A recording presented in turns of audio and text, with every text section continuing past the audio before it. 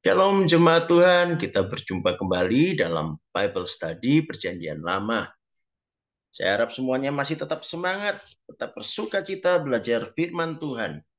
Kali ini kita melanjutkan belajar dari Keluaran pasal 21 sampai 23. Kita akan melihat tentang betapa adilnya Tuhan dalam memberikan hukum, memberikan peraturan-peraturan bagi kehidupan orang Israel. Keluaran 21 sampai 23 ini memang berisi berbagai macam aturan. Karena itu saya tidak akan membacakan atau menampilkan seluruh ayat-ayatnya. Saya harap saudara sudah membacanya terlebih dulu. Tapi saya akan menjelaskan poin-poin penting dari ketiga pasal ini. Ya. Dalam pertemuan sebelumnya kita sudah belajar bagaimana Allah memberikan apa yang disebut sebagai 10 firman atau 10 perintah Allah di Gunung Sinai. Nah, 10 perintah Allah itu bagaikan Pancasila kalau di negara kita ya. Prinsip-prinsip utama yang melandasi kehidupan orang Israel sebagai umat Allah. Setelah Allah memberikan ke-10 firman itu, maka Allah memberikan penjabarannya. Bisa dibilang inilah kitab undang-undang dasarnya orang Israel. Ya. Penjabaran dari ke-10 firman ini menjelaskan bagaimana perintah Allah itu harus dilakukan dalam kehidupan sehari-hari. Jadi ini petunjuk teknisnya bagaimana mereka harus hidup sesuai dengan prinsip ke-10 perintah Allah itu.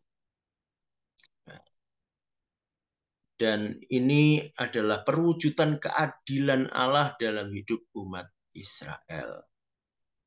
Kalau menurut perhitungan kaum Yahudi Rabbinik yang sebetulnya melanjutkan tradisi orang Farisi di zaman Tuhan Yesus, mereka menyebutkan ada 613 aturan di dalam Taurat. Wah, lumayan ribet ya kalau kita telaah satu persatu.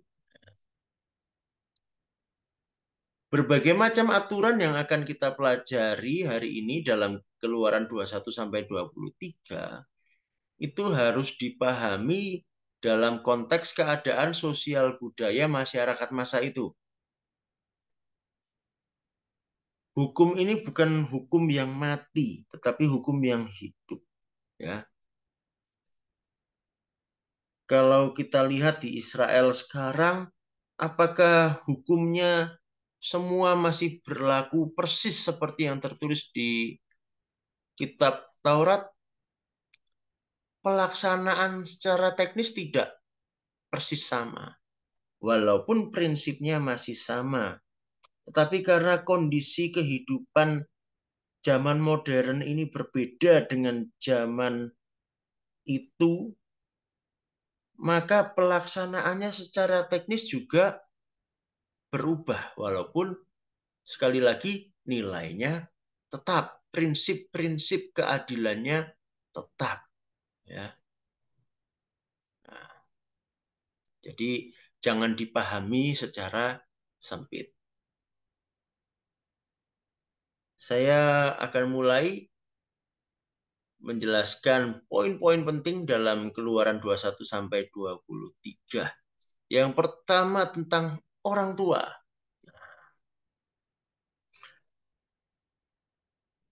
Tuhan Allah berkata, hormatilah ayahmu dan ibumu supaya lanjut usiamu, gitu kan? Nah, orang tua itu harus dihormati. Nah, di dalam Keluaran 21 ayat 15 dan 17 tertulis demikian. Siapa yang memukul ayahnya atau ibunya, pastilah ia dihukum mati. siapa yang mengutuki ayahnya atau ibunya, ia pasti dihukum mati. Hukumnya keras sekali ya. Nah, ini menunjukkan betapa orang tua itu harus dihormati. Kalau tidak hormat terhadap orang tua, hukumannya adalah mati. Jadi memang orang tua kita itu harus dihormati. Bagaimana tidak? Kita ini tidak akan ada di dunia kalau tidak karena orang tua kita. Jadi bagaimanapun juga kita harus hormat. Sebagai anak tidak boleh berlaku tidak hormat. Atau kata kasarnya kurang ajar gitu ya. Nah, tidak boleh. Lalu yang kedua soal budak. Nah, ini menarik. Soal budak ini hukumnya orang Israel berbeda dengan bangsa-bangsa lain. Ya. Budak di sini yang dimaksud adalah budak yang dibeli. Bagi bangsa-bangsa di zaman itu, yang namanya budak belian yaitu harta kepunyaan pemilik. Terserah kepada pemilik apa yang akan dilakukan terhadap budaknya. Budak itu tidak punya hak apa-apa.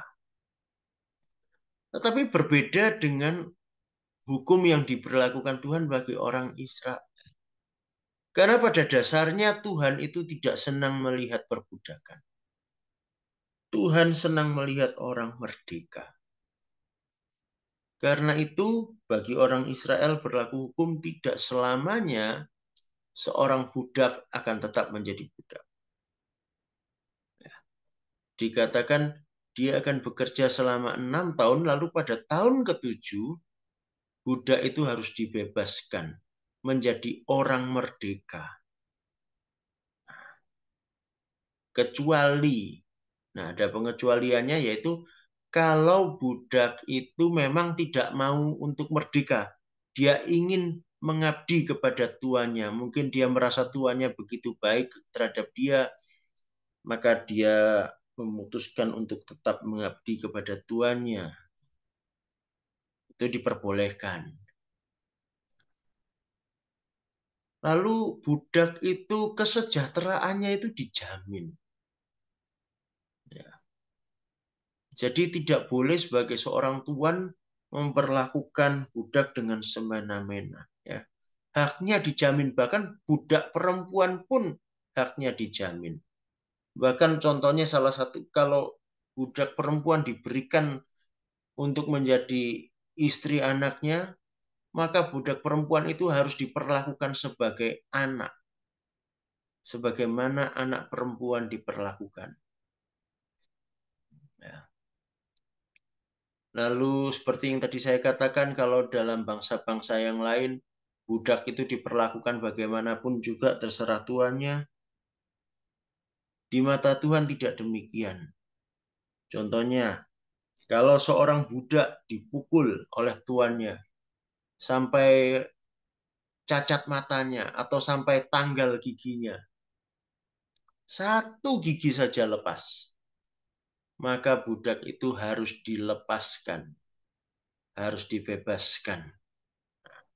Jadi di sini kita lihat Tuhan itu memperhatikan orang yang lemah.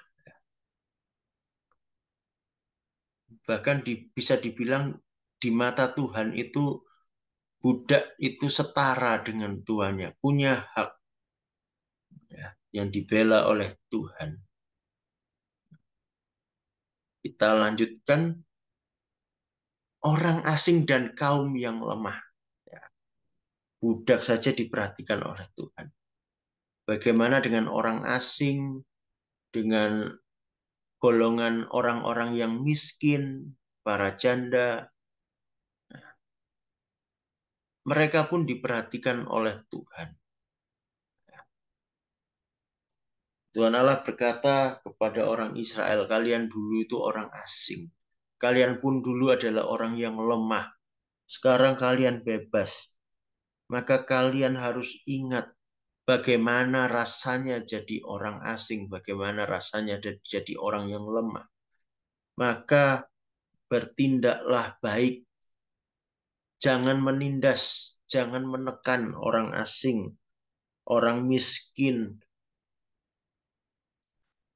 karena dulu kamu pun demikian.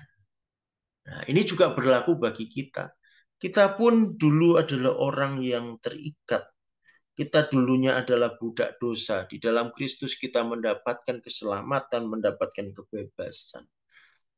Kita sudah menerima kebaikan daripada Tuhan. Maka mari kita pun bersikap baik kepada orang lain.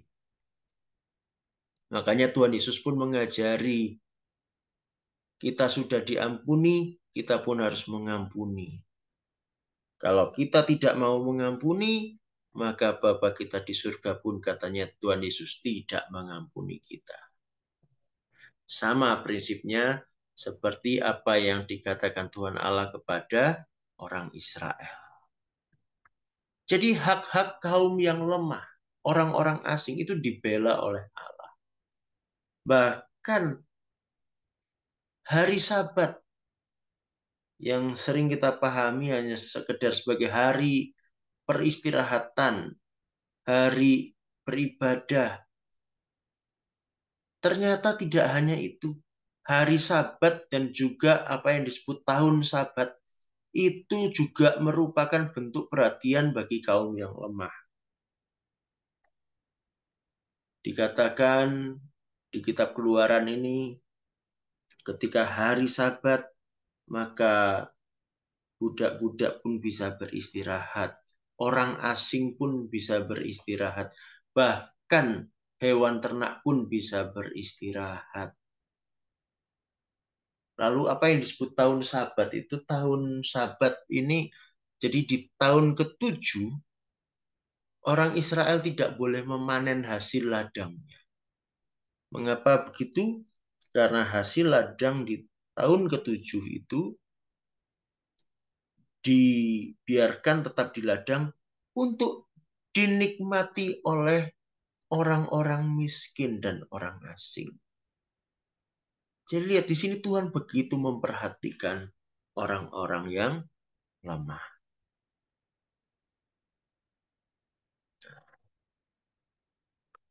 Kemudian kita lanjut. Soal ganti rugi. Nah, orang itu dalam hidup bisa ceroboh.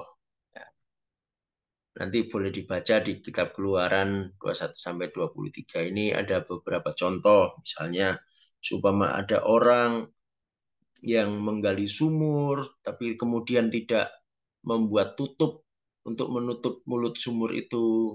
Kalau ada hewan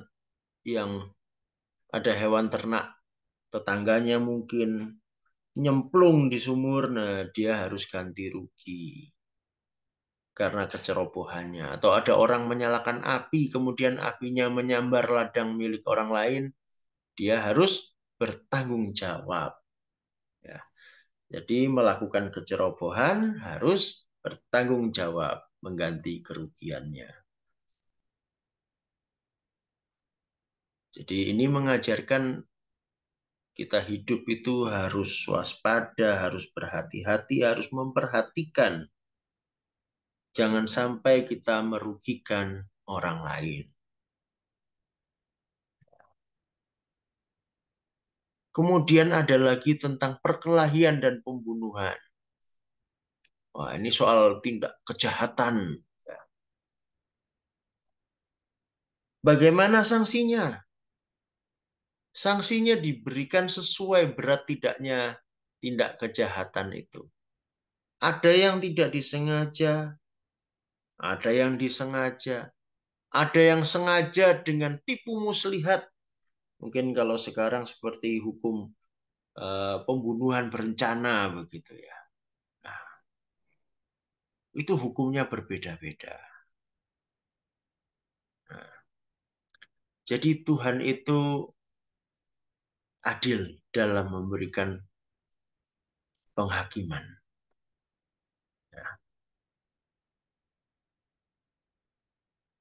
Bagaimana kasus pencurian?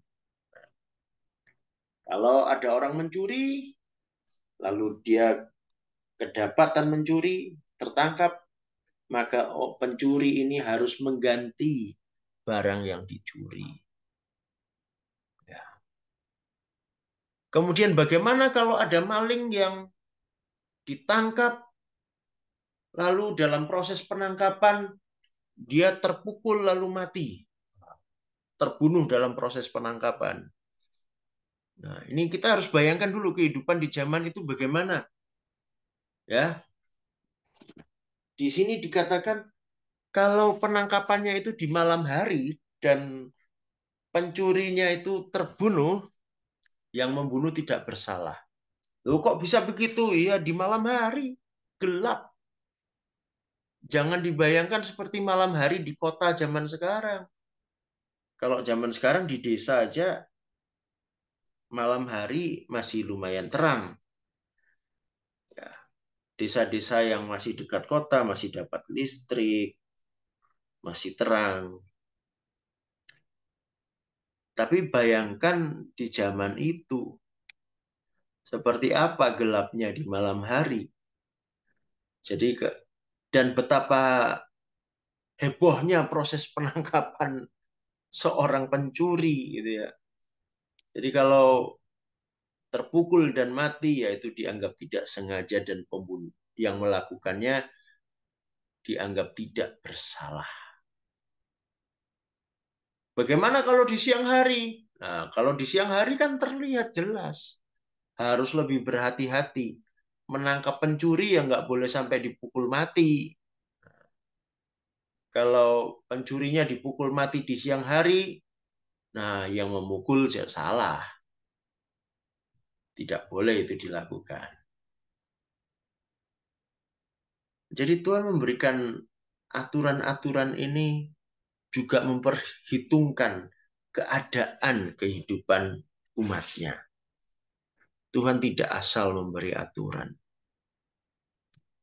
Ada lagi itu soal titip, pinjam, dan sewa. Nah, ini menarik nih. Soal titip. Nah, kalau seseorang menitipkan barangnya kepada orang lain, yang dititipi itu kan apa ya? Ketanggungan untuk menjaga milik temannya atau tetangganya atau siapa itu. Nah, maka yang menjadi penanggung jawab utama adalah pemilik barang itu sendiri. Maksudnya kalau misalnya barang yang dititipkan itu ya atau mungkin hewan ternak dititipkan ternyata wah diterkam binatang buas, maka yang dititipi tidak perlu mengganti kerugian itu. Wong orang sudah dititipi, dimintai tolong, terjadi kerugian, kok orangnya masih disuruh mengganti, kan kasihan. Nah, gitu. Jadi tanggung jawabnya tetap pada pemilik barang itu. Bagaimana kalau pinjam? Nah, peminjam bertanggung jawab atas apa yang dipinjamnya. Biasanya ya contohnya yang di dalam kitab Keluaran itu meminjam hewan. Ya misalnya sapi untuk membajak di ladang. Nah, ketika sapi itu dipinjam, dipakai untuk membajak di ladang, patah kakinya. Nah, maka yang meminjam harus mengganti kerugian. Kecuali kalau di saat peminjaman itu terjadi, ya di saat hewan yang dipinjam tadi bekerja, ada pemiliknya mengawasi di situ. Nah, karena di bawah pengawasan pemilik, maka pemiliknya sendiri yang bertanggung jawab. Peminjam tidak dimintai ganti rugi kalau kecelakaannya terjadi di dalam pengawasan pemilik. Bagaimana kalau sewa? Risikonya sudah diperhitungkan dalam biaya sewa. Jadi sudah tidak ada ganti rugi. Ya, ini hukum zaman itu ya. Hukum zaman sekarang ya tentu lebih modern ya, tidak seperti ini persis. Ya, tapi di sini kita bisa melihat prinsip-prinsip keadilan itu. Nah, kembali tentang perempuan. Nah, banyak orang bilang, kitab itu diskriminatif terhadap perempuan. Siapa bilang? Tentang seorang gadis, perawan. Kesuciannya dihargai. Tidak boleh laki-laki bertindak semena-mena terhadap perempuan. Kalau ada laki-laki yang menodai seorang gadis, dia harus bertanggung jawab. Jadi Tuhan Allah juga sangat memperhatikan hak perempuan. Nah, ini penting juga kita lihat ini. Tentang sihir dan penyembahan berhala. Ya.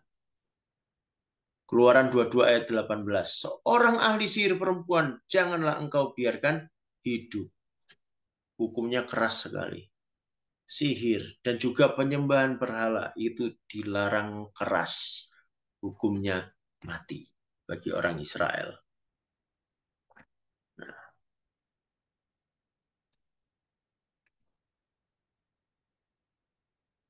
ada lagi soal hutang. Nah, ini hutang dan gadai.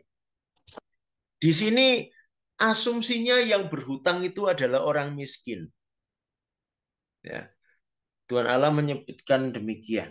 Ya, ya mungkin zaman itu kalau namanya orang kaya ya nggak perlu berhutang gitu ya, hanya orang miskin yang berhutang. Beda dengan zaman sekarang, orang kaya pun ya berhutang, kredit di bank untuk biaya usaha dan lain-lain. Ya. Tapi ini kasusnya orang miskin yang berhutang. Maka Tuhan Allah berkata, jangan dikenakan bunga. Orang sudah miskin kok masih dibebani bunga. Nah, ini ada prinsip belas kasihan dan keadilan di sini. Ya. Yang punya lebih banyak harus menolong yang tidak punya. Jadi kalau orang miskin berhutang, jangan dikenakan bunga. Supaya tidak memberatkan orang miskin itu. Dan juga barang jaminan atau gadai dari orang miskin harus dikembalikan sebelum matahari terbenam. Bukan harus dikembalikan setelah hutangnya lunas, bukan. Kembalikan sebelum matahari terbenam. Jadi barang jaminan atau gadai itu hanya sebagai tanda itikat baik dari orang yang berhutang. Orang yang miskin yang berhutang. Yang yang meminjamkan uang karena dia adalah orang yang kaya, orang yang punya lebih, maka dia tidak boleh mengambil keuntungan dari orang miskin. Barang jaminannya oleh Tuhan disuruh mengembalikan sebelum matahari terbenam. Prinsipnya adalah prinsip belas kasihan, karena kalau saudara baca di ayatnya, saudara boleh cari di kitab Keluaran itu pasal 21 sampai 23. Prinsipnya adalah memikirkan, ya di zaman itu barang kepunyaan orang miskin apa sih? Paling-paling mungkin pakaiannya, mungkin jubahnya. Kalau zaman sekarang jaketnya, selimutnya. Maka yang mengutangi itu harus memikirkan, kalau ini aku tahan, nanti malam ini dia tidur kedinginan bagaimana? Kan kasihan. Maka kembalikan sebelum matahari terbit. Begitu prinsipnya. Kalau begitu, nah coba nanti didiskusikan ya. Bagaimana soal bunga pinjaman di zaman sekarang? Kalau kita kredit di bank kan pasti ada bunganya. Kita kredit motor, kredit mobil, pinjam uang untuk usaha. pasti ada bunganya. Bagaimana hukumnya itu? Boleh atau tidak? Nah, nanti boleh didiskusikan ya. Lalu ini yang tentang dusta dan suap. Nah, ini saya rasa berlaku terus sampai sekarang dimanapun ya. Tidak boleh menyebarkan kabar bohong, hoax, ya, berita palsu, tidak boleh. Kesaksian palsu, tidak boleh. Ya, juga menerima suap itu dilarang keras oleh Tuhan. Pengadilan harus adil tanpa pandang bulu. Jangan membela orang miskin yang bersalah, tetapi jangan juga mempersalahkan orang miskin demi orang kaya. Harus adil seadil-adilnya. Kemudian ini ada yang saya tampilkan ayatnya di sini karena ini menarik sekali. Soal menolong musuh. Nah, Tuhan Yesus pernah berkata, kasihilah musuhmu. Nah, di sini Keluaran 23 ayat 4 sampai 5 berbicara begini. Apabila engkau melihat lembu musuhmu atau keledainya yang sesat, maka segeralah kau kembalikan binatang itu. Apabila engkau melihat rebah keledai musuhmu karena berat bebannya, maka janganlah engkau enggan menolongnya. Haruslah engkau rela menolong dia dengan membongkar muatan keledainya. Ini musuh saja lo ditolong. Kalau ternak kepunyaan musuh itu tersesat dan kita menemukan, harus dikembalikan. Luar biasa, Tuhan itu mengajarkan kepada orang Israel tentang kasih.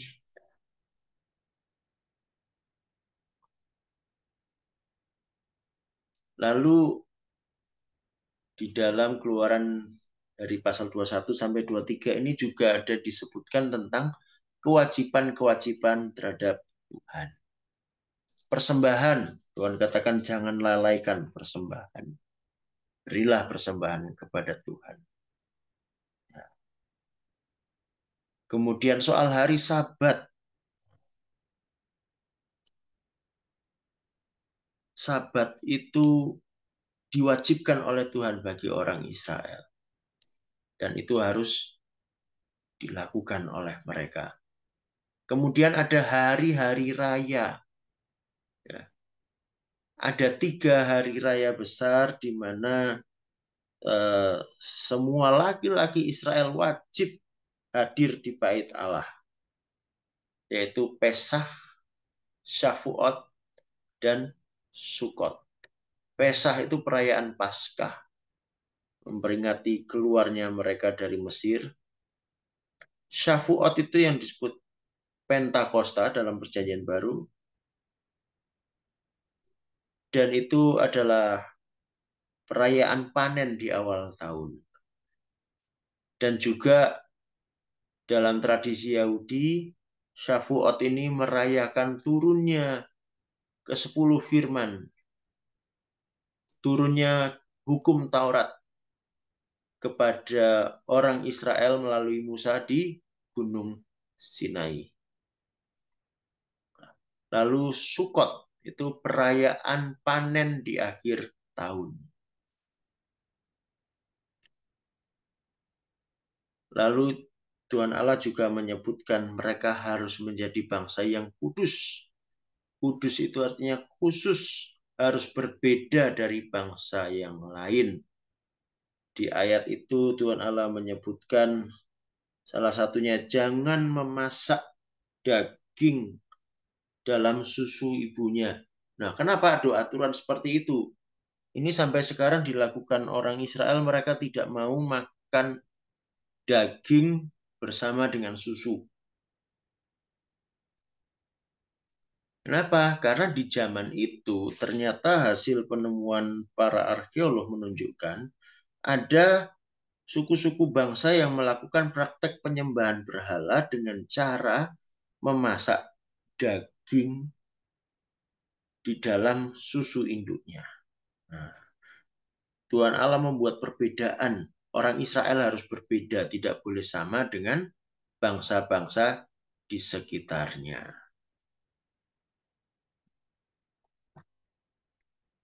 Kemudian di bagian akhir dari pasal 23, Allah memberikan janji tentang pendudukan Kanaan, bahwa tanah Kanaan akan diberikan kepada Israel.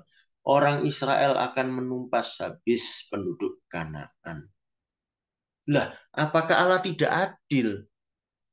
Kok tiba-tiba orang Israel datang lalu menghabiskan semua penduduk Kanaan? Wah, ini kan penjajahan. Ini kan jahat. Sebetulnya tidak demikian.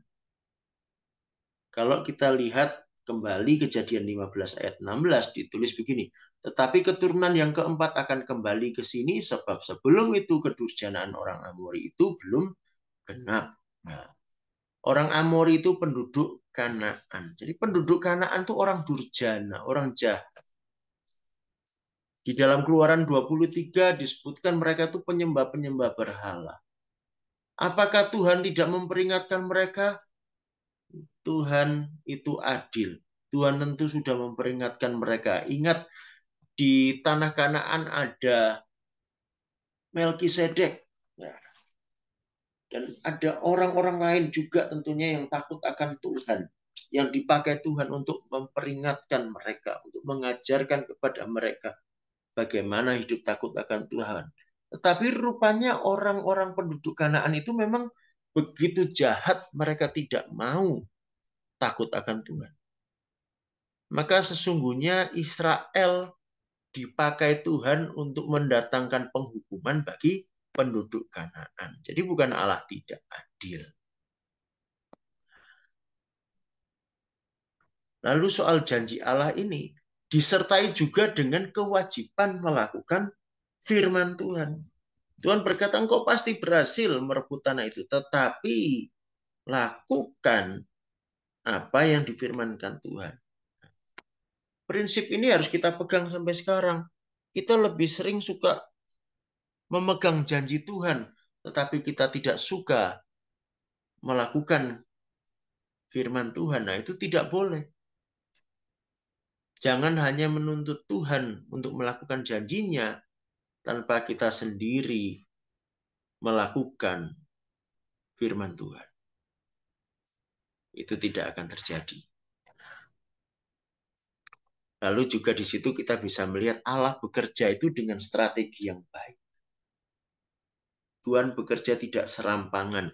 Di dalam Keluaran 23 di bagian yang terakhir itu disebutkan Tuhan tidak akan menghabiskan penduduk Kanaan seketika, tetapi Tuhan merencanakan untuk melakukan itu dalam kurun waktu setahun. Mengapa? Kalau dihabiskan seketika, wah, nanti tanah itu kan kalau penduduknya dihabiskan semua, nah, orang Israel baru masuk di situ, sedangkan tanah itu cukup luas, maka hewan-hewan liar akan tumbuh, bisa-bisa mendominasi, mengganggu kehidupan orang Israel. Nah, biarkan dulu ada penduduknya. Nah, sambil orang Israel pun kemudian berkembang, bisa menguasai keadaan. Nah, jadi di sini kita melihat Tuhan bekerja tidak serampangan.